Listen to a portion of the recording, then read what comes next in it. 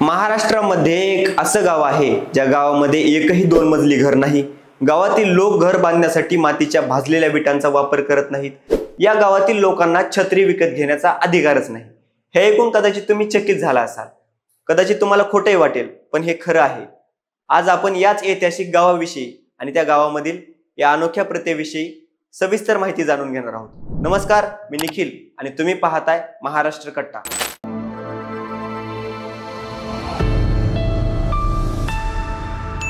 मराठवाड्यामधील परभणी जिल्ह्यामध्ये पोखरी नरसिंह नावाचं गाव आहे।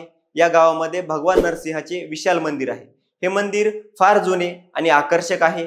या मंदिराचे बांधकाम साधारणपणे 700 ते 1000 वर्षापूर्वी झाले असल्याचे सांगितले जाते।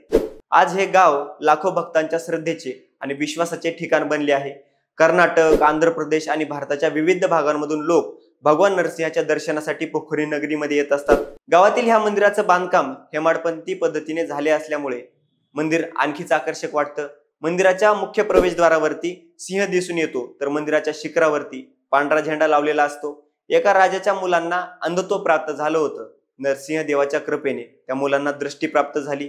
याच उपकाराची परतफेड आणि जाणीव म्हणून राजानं नरसिंह देवाच्या मंदिरासाठी जागा शोधायला सुरुवात केली। तिथल्या गावकऱ्यांनी नरसिंह देवाच्या मंदिरासाठी राजाला जागा दिली नाही।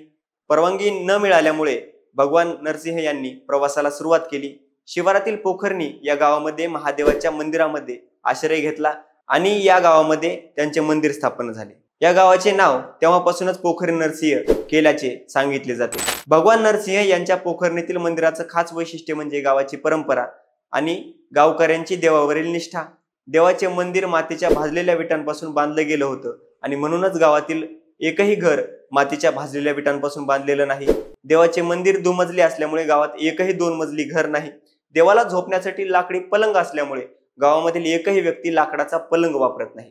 देवाजवळ छत्री आहे म्हणून गावातील एकही व्यक्ती स्वतःसाठी छत्री विकत घेत नाही।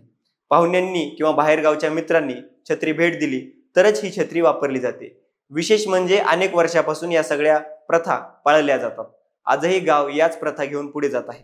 गावातील लोक म्हणतात की देवाला जे ऐश्वर्य मिळाले ते भक्तांनी अनुभवू नये।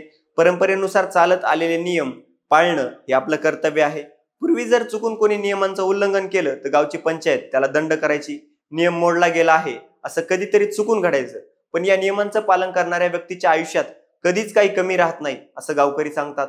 या मंदिराजवळ एक जुनी विहीर आहे, जिचा प्रकार प्राचीन बारव शैलीतील असल्यामुळे तिला बारव म्हणून ओळखलं जातं। या विहिरीबाबतही एक आख्यायिका प्रसिद्ध आहे। असं सांगितलं जातं की ही जुनी बारव राक्षसांनी बांधली होती। मोठ्या आणि कडकडीत उन्हाळ्यातही या विहिरीचं पाणी आटत नाही।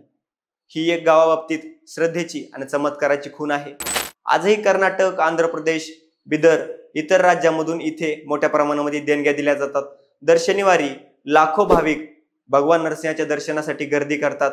मंदिरातील नरसिंह देवतेची मूर्ती पूर्णपणे सोन्याचा मुलामा चढवलेली आढळते। मंदिर इसवी सन 1300 साली हेमाडपंथी शैलीमध्ये बांधण्यात आलं होतं। मंदिराचा गाभारा 3 बाय 4 फुटाचा आहे आणि प्रवेशद्वार इतकं लहान आहे की जाताना आणि येताना झुकूनच ये जा करावी लागते, तेव्हाच खरे दर्शन होते असं या ठिकाणच्या लोकांकडून सांगण्यात येतं। परभणी शहरातून अवघ्या 18 किलोमीटर अंतरावर असलेलं पोखरणी हे गाव आज लाखो भक्तांच्या श्रद्धेचं ठिकाण बनलं आहे।